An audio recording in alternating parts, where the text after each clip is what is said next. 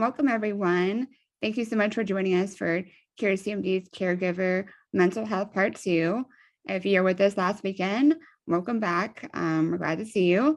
My name is Kelly Berger, and I'm the Outreach and Engagement Coordinator for CMD. I'm also here alongside Avery Roberts and the rest of our CMD outreach team. We're very excited to continue this journey with you as we dive into the new year and getting refreshed with our mental health. So for today's discussion, we're going to learn how to navigate family dynamics and finding your community network of support. So let's meet our speakers. Today we have Jennifer SIEDMAN, from the Director of Family Engagement with Courageous Parent Network. And we also have CRISTOL, founder and CEO of AngelAid Cares. Jennifer, would you like to take it away? Sure. I wanted to thank you all for inviting me to be here with you today to share my insights as a parent, and then some of the things that I've learned through my work at Courageous Parents Network. A little bit about me first. I am mom to 3. My middle son, Benjamin, had Sanfilippo syndrome, which is a progressive disorder. So over time, his needs and the implications that it had for my family changed. In the top left corner is Ben, actually just a month before his diagnosis. And then at the bottom corner, him at about age 12, he was still very mobile, but had very limited ability to communicate. And then there on the right, that's him when he was about 15 or 16. And at that point, he could no longer support his body weight and really had no communication skills at all. He passed away 8 years ago, just shy of his 18th birthday. The screen grab there on the right is actually from a video interview that I did with Courageous Parents Network. I came first to the organization as just a parent who had been through the rare disease experience, trying to share my wisdom so that other families could grow and be healthier. We did this interview with my pediatric palliative care provider. I want to advocate a little bit here for palliative care and tell you that they can really help champion the family experience alongside of you. This screen grab, as I said, is from my interview, and I really, really love it. I'm sure that my other 2 children, Noah and Isabel, pictured there sort of in the right corner and in the front, would hate that I'm sharing this picture with you because it's embarrassing to them. But I love it because it really represents for me the sort of part of the normal parenting experience along the path, just a bunch of kids plunked in the tub. But what I also really love about it is the title of the video. And those words are actually my words taken from the interview. And during Ben's lifetime, that was really my mantra that I would repeat repetitively to myself, that this isn't happening to them, it is happening with them. And in fact, I still use that as a mantra today as my family is trying to navigate grief. But what I really loved about it is it was a way to remind me when things got really particularly hard or stressful to think about the word with, and to remember again that whatever we were going through, it wasn't to Ben or to my other children, or it was just a question of being with one another. So caring for a child who is living with serious illness is certainly the most stressful experience you will ever have. I mean, I know it was for me. And part of that stress is how it affects everyone in the family, including the siblings, the partner spouse, even extended family members. And it's important to remember that each person in the family will be impacted in different ways and at different times. Each of you will need to discover new ways of coping and communicating for yourself, and also ways to communicate with and cope with one another. And figuring out how to be with one another as you cope is hard work, and it's work that requires constant attention. One of the bullets that I got today for this webinar was to find a path for the family experience. And I just want to say really right up front that it's natural to want to find a singular path for the family to travel. But it's really important to acknowledge that finding one path that meets the needs of everyone in your family is not always possible. In some instances, meeting needs may include difficult decisions like separating from a family member. Oops. So I'm showing you this image of a path because I want you to think of it as the family journey. In this path, not all the stones are the same shape or of equal size, and they do not travel in a straight line. I want you to think about the stones as members of your family, and the size of each stone, your focus at different times. At times your focus or the largest stone may be your child with CMD. At times it may be the siblings, it may be your partner's spouse. Other times it may be that an extended family member is occupying that bigger, less uniform step in the path. Sometimes as you move along this path as a family, there may be 2 or more stones that are side by side, forcing you to divide your focus and cope with competing needs. And that's when things get a little tricky, right? When those competing needs come forward. I also want you to think and remember, and I know CRISTOL will talk a little bit more about this later, but that sometimes the next best step in your family path is taking time to focus on yourself, because you are a big part of the family journey. And sometimes you just need to invest in yourself. When you consider the meandering nature of this path, when we consider it at CPN, what we think about is 3 critical phases in the family journey. The first phase that you usually go through is orientation. This is the period where you are adjusting to something. And certainly for us, the biggest period of adjustment is at diagnosis, but other times of adjustment or orientation might include things like new medical development in your own or your child's experience, or a change in a family circumstance like a school transition, a divorce, a job change. Sometimes the things we have to orient are really small, but they still force us to spend that time to be in a place where each family member needs the time and space to get their feet under them and to adjust to whatever that new normal is. Once you have your bearings, you sort of begin to navigate and move into the second phase of our 3-phase cycle that we like to talk about at CPN. And you begin to adjust course where necessary. This is the period when you secure your support, your medical team, a psychologist, a marriage therapist, or maybe it's just a circle of friends or family who are helpful with that particular problem at the moment. Once you've put all the people and the things that help you feel confident in your decisions, and then that's the part that's really important, making sure that those things are helping you feel confident in your decisions and the direction your family's going, you can start to move forward. And it's in this moving forward phase that we tend to feel like our families are strong and we're being a good partner or spouse and we're being a good parent. But here's the thing about that path. Not all the family members take these steps at the same time, or they move at the same pace. You may experience very different feelings at different times from your spouse or your children. And not only are our feelings tend to be different, but the way we cope with them is very, very personal.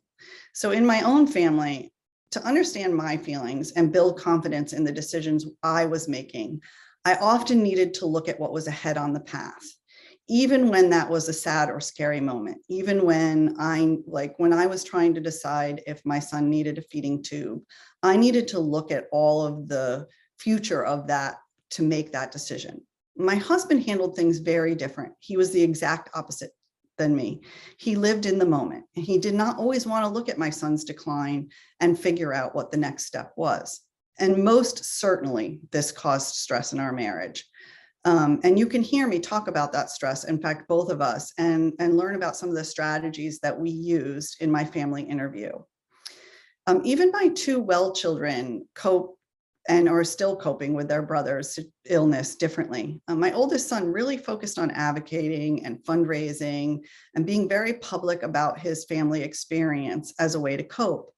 Well, my daughter, who was the youngest, found that tending Ben's immediate needs, like really mothering him, spending time doing little things for Ben and with Ben, was really the way that she processed the experience. So it's important to remember that as you're trying to navigate all of this, that everybody is doing it at different paces.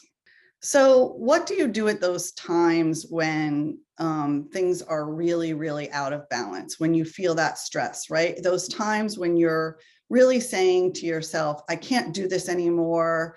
Am I doing a good job? Are my siblings going to be okay? Are my children going to be okay? Is my marriage going to stay intact? What about me? I feel like I'm missing out on my life because I'm spending so much time in the care and concern of my child or my family. And what do you do with that? Well, I wish I had a silver bullet that I could tell you was going to fix those things, but I really don't. And I don't for a couple of reasons. One is finding the right path is a very personal experience, and what might work for one family might not necessarily work for yours. So for lack of a silver bullet to tell you what to do when those times exist, I want to offer you a process that you might find helpful at those particular moments. And it's really based on asking yourself 3 critical questions at each step in the family cycle that CPN talks about: orient, navigate, and moving forward.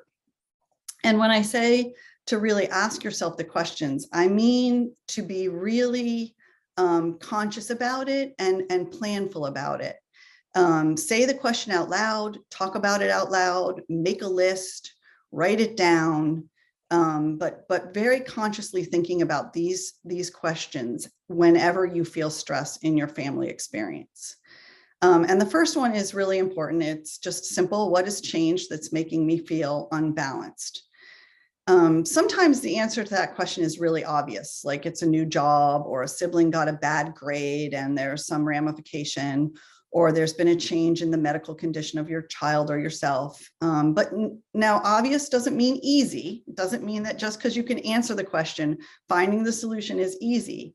It just means the answer to the question is very clear and you can identify the singular thing or group of things that's making you feel unbalanced. But my experience is that more often the answer to these questions are more complicated, especially when it has to do with emotions. At CPN, we have this saying, you can name it to tame it. And it really means that it is especially good to get in the practice of identifying and naming your emotions. If you're feeling guilt, name it. If you're annoyed because your spouse gets to go to work and you're home doing it all, name it. If your child has a change in their medical situation, maybe you know what to do about that. Maybe you know what decisions need to be made for the care, like taking them to a new specialist. But maybe the real answer to the question, the thing that's making you feel unbalanced, is really about how you feel about that change. And so it's important to stop and think about that question and to really name the things that are making you feel unbalanced. And don't beat around the bush about it. A lot of times in my own experience, what I would do with my husband is leave some passive aggressive, the laundry would be left around because I was annoyed that I was doing it all and he needed to just see it. Those kind of things don't actually help the family experience. What we do know at CPN is that the more you can talk about it, the better your communication is going to be and the more in sync your family is going to feel. After you've sort of named what is going on, the next thing that you can do is you begin to navigate. And this is where you take some time to think about what could help you. It could be a therapist. It could just be a frank conversation with your spouse or one of your children. It could be that you need to gather more information, or you need to spend time in a community of support to share your concerns and get support or emotional support. As rare families, what we find is we're often really, really good at identifying medical supports that we need within our family. And we forget to use those same skills that we have in doing that to access support systems to support the family's psychosocial and emotional well-being. And sometimes, I want to be honest, figuring out what supports you need may require you to ask the opposite question. What people and things that I thought were a support are no longer meeting my needs? And sometimes doing that can be kind of scary, because perhaps you have an extended family member who's not being helpful and you need time away from them. Thinking about that can be very hard, and identifying it and naming it can be hard. But often when we do that, we find that we're able to find the path that works best for us. So I encourage you to really sit down and think about the people or tools that you can put in place to help you feel more confident in your direction as a family.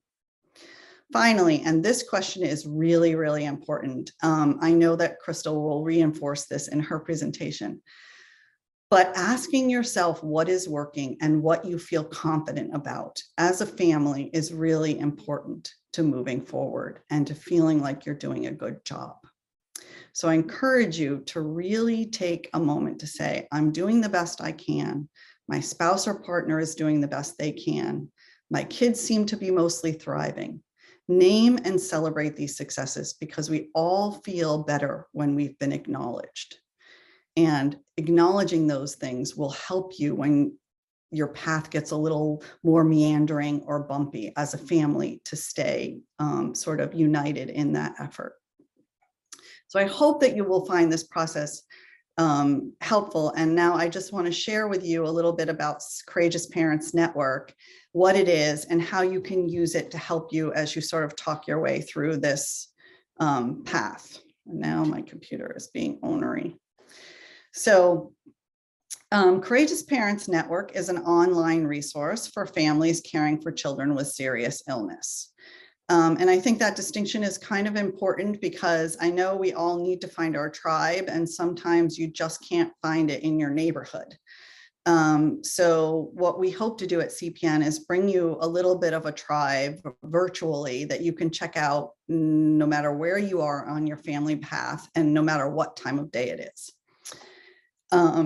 Our website features video interviews. That's our primary resource. It's interviews of families like mine, but we also have blogs and podcasts on many topics. You'll also hear from well siblings, you'll hear from medical professionals, clergy members, social workers, child life specialists. Depending on the topic, that will be the interview or the blog or the podcast. And we hope that these resources are going to strengthen you as you navigate this journey and the decisions that lie ahead from you. To help you sort of better orient yourself to where you might be in that cycle and what you need in the moment, we divide our website up into 5 categories pictured there on the right of your screen.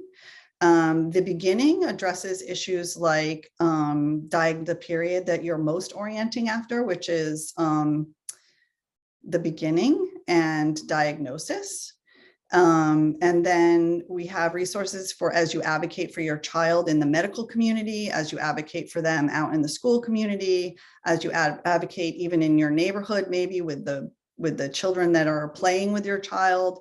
And then we have a whole library about understanding different medical interventions. This is another big period where orientation happens. I want to also tell you about that cycle of orient, navigate, and moving forward. As rare disease families, we're doing this all the time. The cycle is repeating itself, and we are having to go through periods where we have to orient again to a new change, navigate and put in place the things that we need, and then we can move forward. And all families do this, right? They have places where transitions need to happen. It's just when you're in a rare disease situation, the cycle of orienting, navigating, and moving forward comes on in greater succession and more often. And then, of course, you'll see there on the right, we have coping and family relationships, our topic for today. And then a library of resources for if your child is approaching end of life or you are in bereavement, as is the case with me. This is just a little bit of what you will find in our unit on coping family relationships. And you can see there's a lot of topics in here. And under each one of these tiles, again, you'll find a blog, a podcast, a video you can watch. But I also wanted to say that we also have downloadable guides. And I highly recommend if you're struggling with supporting your well children or they themselves want to look at these resources, we have 2 really great guides on the sibling experience to help you. And then I also just wanted to share that just yesterday, actually, I got an email from a grandparent who told me that the guide we had for extended family members actually helped her to understand why she needed to put some boundaries in place as she was helping her daughter navigate her grandson's care. And I think it's really enlightening when family members can recognize this, and using these tools to help them understand it could be a strategy you use as you're navigating your family experience. I wish I had time today to really show you a video, and truthfully, I was a little worried about my internet bandwidth. I'm not in my normal house, so I didn't choose a video to show you.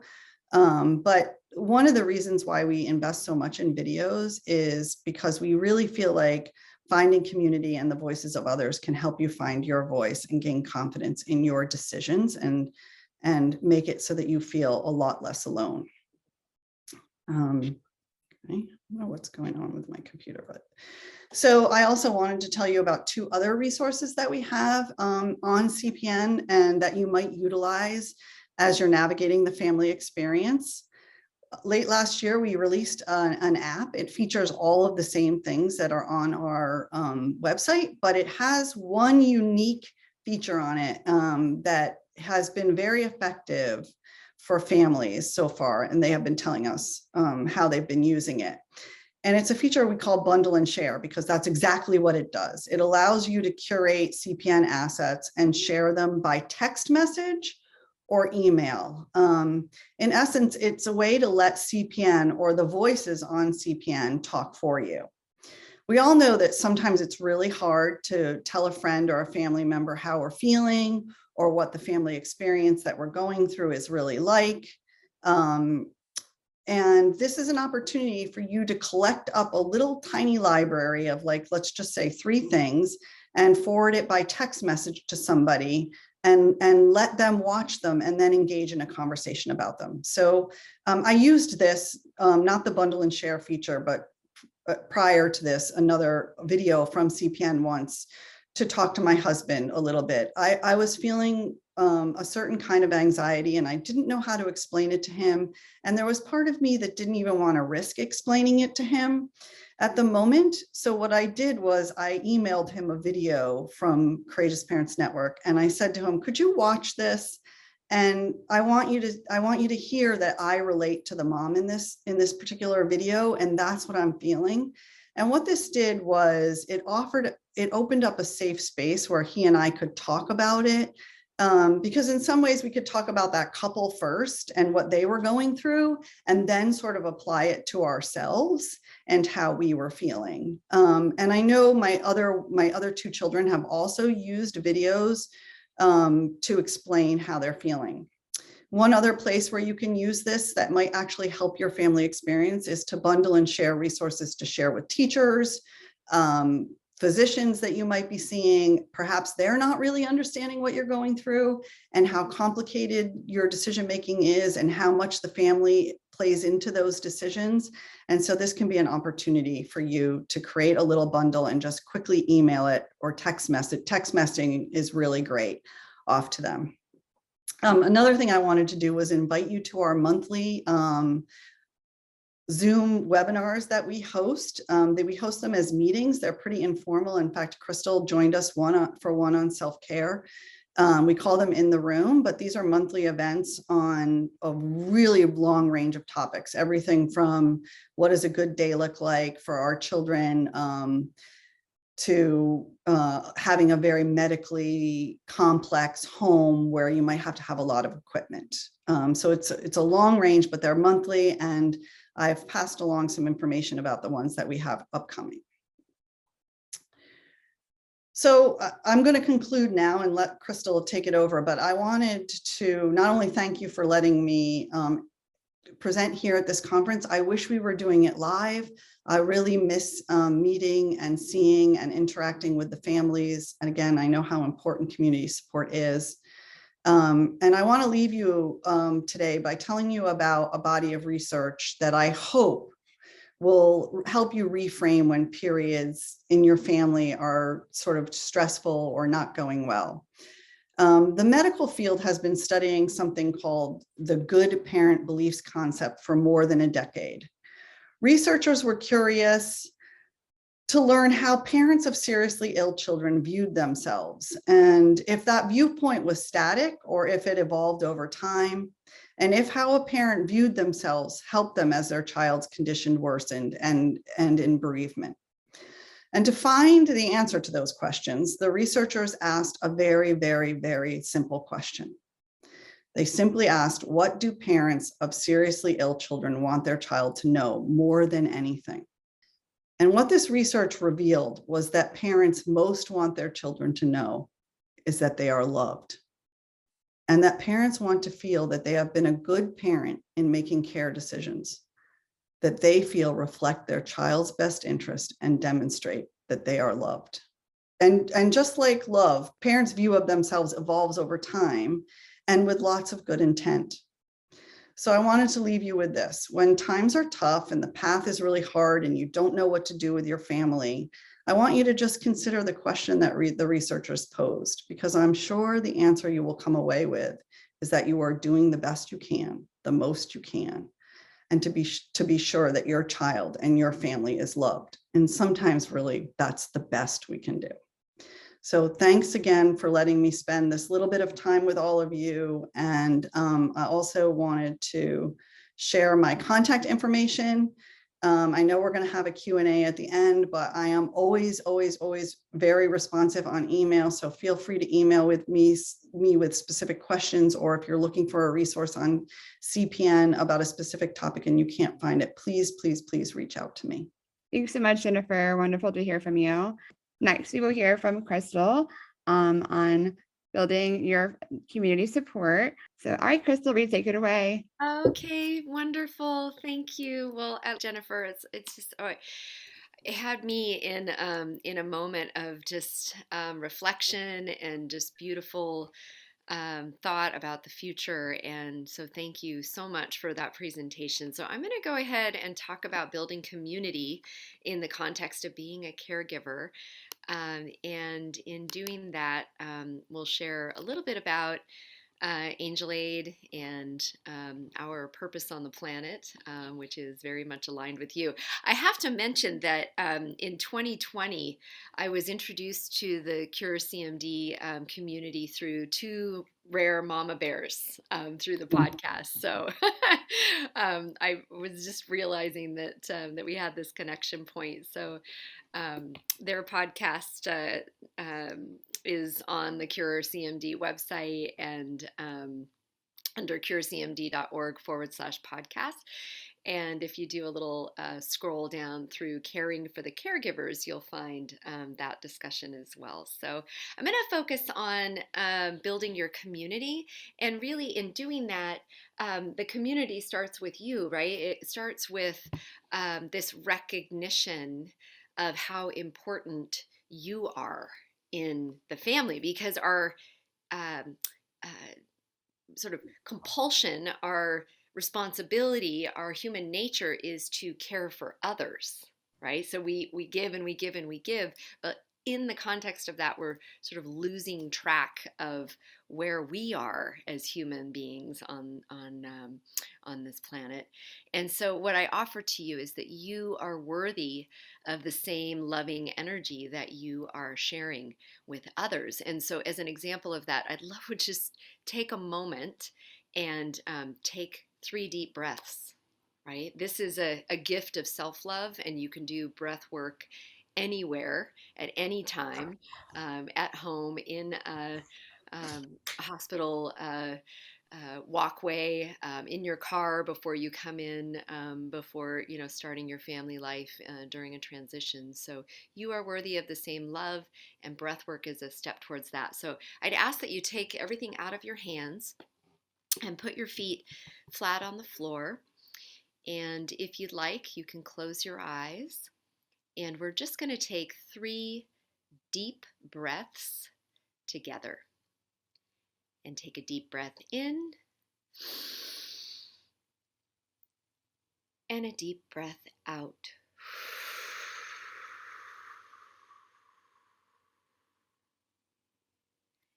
And a deep breath in. Hold it. And a deep breath out.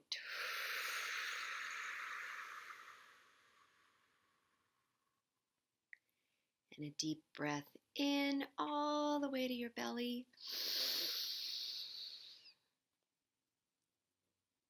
And a deep breath out.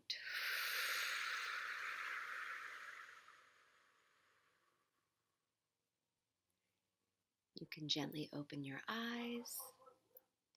You might feel a little bit floaty. That's just your central nervous system calming down, right? And so that tool of self-care is available to you at any time. And we forget, right? We do so much shallow breathing. We're sort of moving from moment to moment. And so to have that just micro moment for ourselves, sometimes that's all it takes to just settle the moment and get us into just a state where we can think more clearly and act on behalf of ourselves in the best interest of the whole family. So that's what we're going to talk about today. We're going to talk about, it's not a new concept. We sort of know it intellectually, but I want you to feel it in your heart that we're not alone in this experience, and that this caregiving experience, that this rare family experience, regardless of where we are on the journey with rare, and Jennifer was talking about her experience after losing Ben. So we never uh, stop being a rare parent, right? Even in the bereavement and the grief, we are still very much attached and grounded in our experience as a rare family. So whether it's newly diagnosed, undiagnosed, all the way through the progression, we are not alone in this experience. And the way to find relief in the experience is through some of those techniques, those mindfulness techniques like the breath work that we just did. But really, it's in coming together in community. And so we're going to talk about the global community that's out there. And we're going to talk about why community matters, right? Really, there are different kinds of communities that we're part of, and we get different things from each of those communities. So we're going to talk about the different kinds of communities that we can join, and why that's important, because there's this sort of up and down experience we have from crisis to wellness, and it's very cyclical and random at the same time. And then we're going to talk about what sort of options are available from a caregiver community standpoint, and specifically I'll share with you some of the options available for connection within the AngelAid community as well. Okay, so I like to have an agenda of where we're going, kind of left brain sort of view. And the level set here, the sort of broader perspective, is that we have all been going through this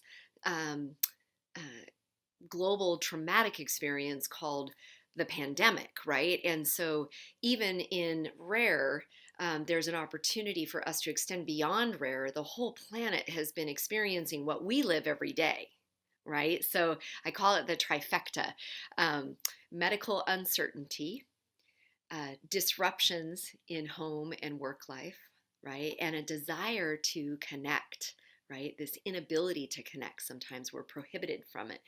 And so I think that there's an opportunity, since so many are suffering in some degree, to exercise that empathy muscle again, right? And show empathy for another person. And in doing that, we receive the empathy back. And so that is one thing that I would say is sometimes we get in this mode of being isolated in our rare experience. We feel that our friends and family can't understand, our neighbors can't understand, the people at work, people in school. And I just encourage you to think about that for a moment, because we are different as a human race than even 2 years ago, right? And so there's an opportunity to reach out again, and we'll talk about ways to do that. Okay, but my experience in the rare space comes from a sibling perspective. So I am the youngest of five. That is my mother Phyllis, and my oldest brother Richard was just here. We were just having a conversation about this presentation, actually.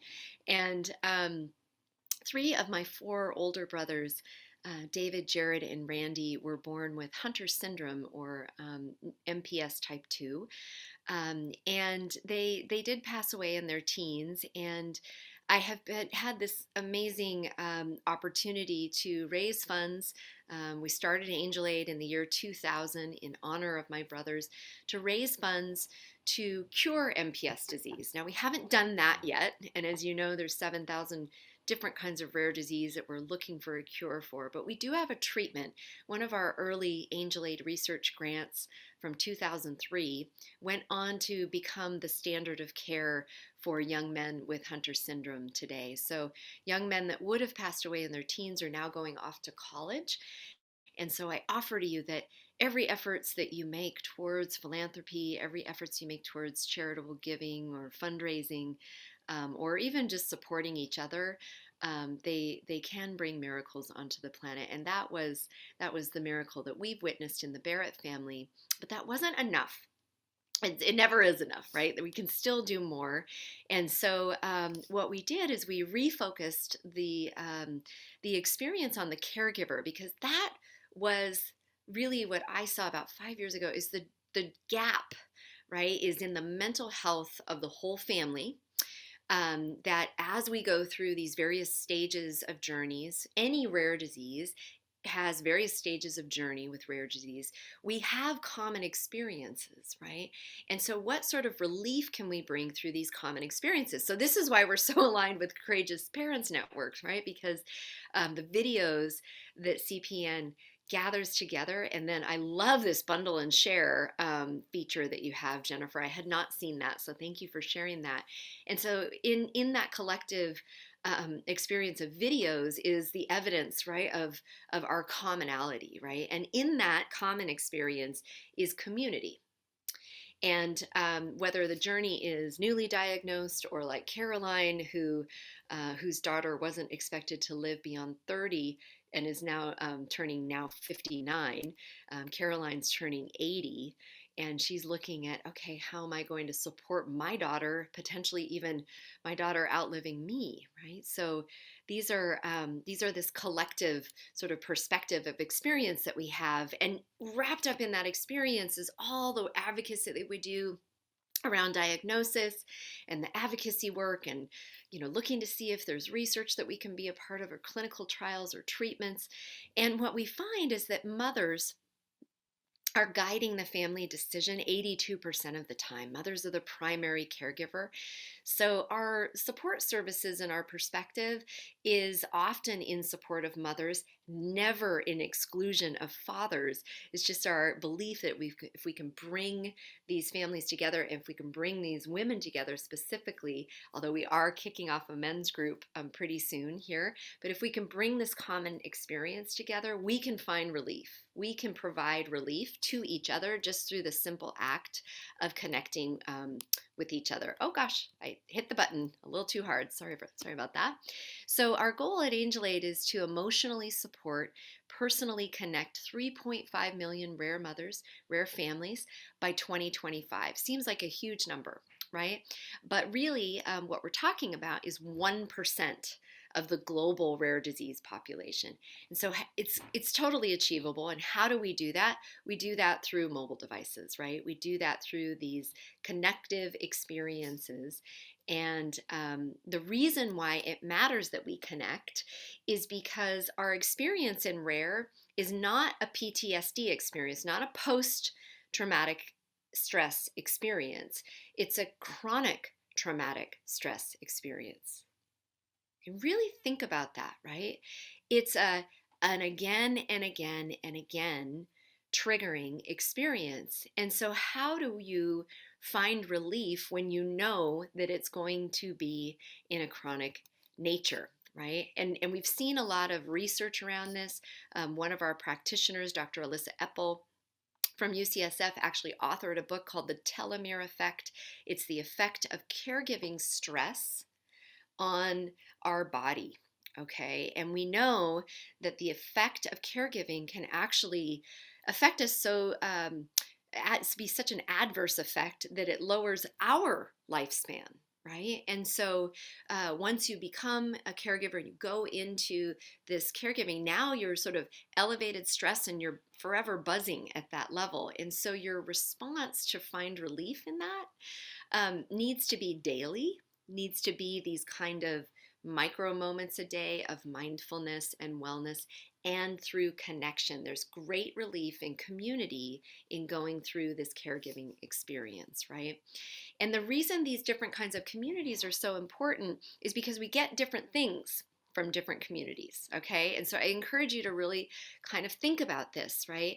There's a difference between informational support and tangible support versus emotional support and companionship. Okay, so think of the triage list of all the things you have to do every day to keep the family and keep your loved one safe and moving forward, right? So that triage list is usually based around the information and the tangible things, right? What doctor do I need to see? How do I manage this symptom? Are there clinical trials available? Are there treatment options available? And kind of the practical things, do I need to get more durable medical goods and equipment, right? So those sort of must do items are above the waterline, and that's where we live most of every day, right? What tends to fall below the waterline is our needs as the caregiver. So the emotional support is, how am I feeling? And Jennifer talked about this too, right? Naming the feeling that you have about reacting to this change in treatment or this change in protocol or this change in experience, right? So what is my reaction, my authentic feeling to that? And then are there things that I can do? Can I come together into community in order to find relief, right? So often we will go to different groups for different things. And it's why I'm so grateful to the Cure CMD organization for bringing us in to talk about that, because AngelAid specifically focuses on the emotional support and the companionship, and we do that across all rare diseases. And we're seeing more and more offerings available out there, but I encourage you to not only look within your own rare disease community, but then look outside your community, your disease-specific community, to find relief, because over the last 10, 15 years, we've really organized as a rare disease community. It didn't used to be like that. When my parents were really early in living their experience with Hunter syndrome, and my brothers, that was back in the 60s. There was no internet. There was no kind of cross horizontal organizations. Everybody was very focused on their specific diseases. So these resources are available potentially even outside your specific disease organization. And so what's interesting, I always flip-flop between the heart message and the left brain and the right brain message. The research says, okay, we did a study with Indiana University School of Social Work, and we said, outside a treatment or a cure for your child or your adult child's rare disease, what would bring you relief? And the response was really surprising, right? These are heartfelt responses. I just want a listening ear without judgment. I just want to hear other stories that are similar to mine. And I just need a little time and inspiration to take care of myself. I can get up and do this role every day if I just take a little bit of time for myself, right? So again, CPN providing all those videos around shared storytelling and experience. And then here we're talking about community and connection and inspiration. So I just want to do kind of a quick poll, and I'm mindful of time here, but on a scale of 1 to 10, how supported do you feel in this moment in your life? And you can drop it into chat. I would just love to kind of get a sense of how supported you feel. 1 means I'm not feeling supported at all. Now, this is a measurement of you as the caregiver, not of your child, right? So how are you feeling at this moment? And on the other end of the stream is feeling really resourced and really supported, right? And so thank you for kind of giving us just a bit of a pulse in some of these folks. Okay, great. So we're getting an idea, right? Feeling somewhat resourced at the moment. And that changes, doesn't it, right? There's no judgment on what your feeling is, and it may be different at any different moment in your life. In some moments, you actually may be feeling completely not resourced, right? To the point where we might want to reach out to a crisis intervention line. So we always make sure that we have crisis resources available to those that need them. And I encourage you, if you're feeling that, to reach out to a crisis text line, or even if some of the thoughts come across to the National Suicide Prevention line, or reach out to a friend or a family, right? But if you are feeling in crisis, if you're feeling desperate, reach out. Okay, reach out, and you can reach out to AngelAid, but you can reach out to other organizations as well, because we can work with you to get through that moment and get you, back into a feeling of, okay, I'm not alone in this experience. Um, so many, and you mentioned in the chat, are feeling pretty resourced, but still looking for inspiration, right? And really some training and some exposure to different kinds of wellness so that you can sustain that feeling of wellness. And that is available through AngelAid, and also so many other organizations offer meditations and mindfulness training as well. So those are good Google keywords to search for. Or you could go to our YouTube channel, and we've got just a slew of meditations specifically for rare disease families, and certainly the Courageous Parents Network has a series of videos that can be watched as well. And then sometimes relief comes in the form of very specific problems within the family, something that keeps causing crisis or triggering the family. So needle pokes, for example, needle pokes can be a real source of just kind of cyclical chronic stress. And so in the AngelAid world, we think of a program that we launched called Trauma-less Needle Pokes. And we do a webinar series and ship a wellness kit to help put some control back into the hands of the person, whether it's a child or an adult, constantly getting poked and prodded.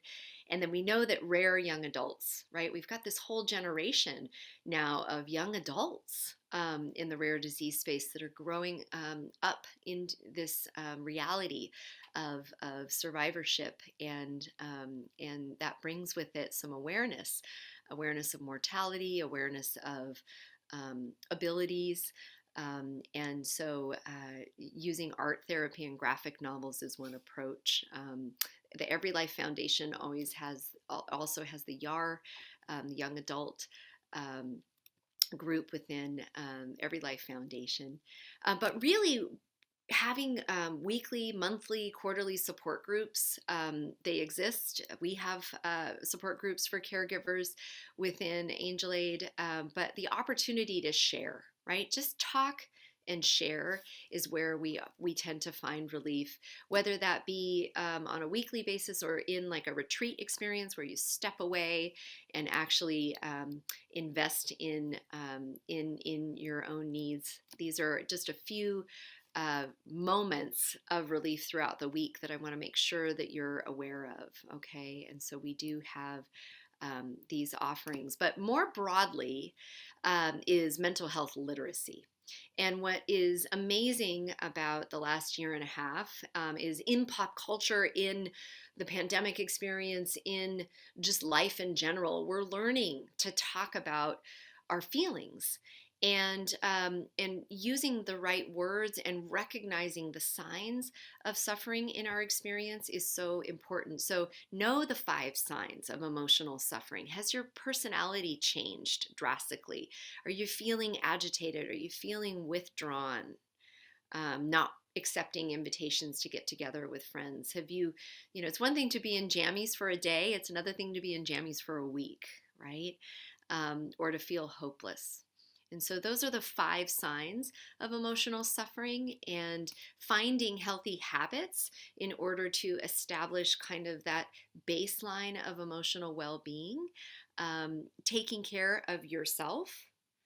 And these are not selfish acts. These are acts of kindness for your family. If you're taking care of yourself, then you're better able to show up and take care for them. Checking in with friends and family, forcing yourself to engage, right? Even if you don't feel like it, you will find the relief. I was so tired last night, but a group was getting together for a birthday party. So I drove an hour and a half, to meet with them for an hour and a half. And the whole time home, I was listening to music from the 80s and laughing and reminiscing and remembering who I was before this experience, right? And that can be so empowering.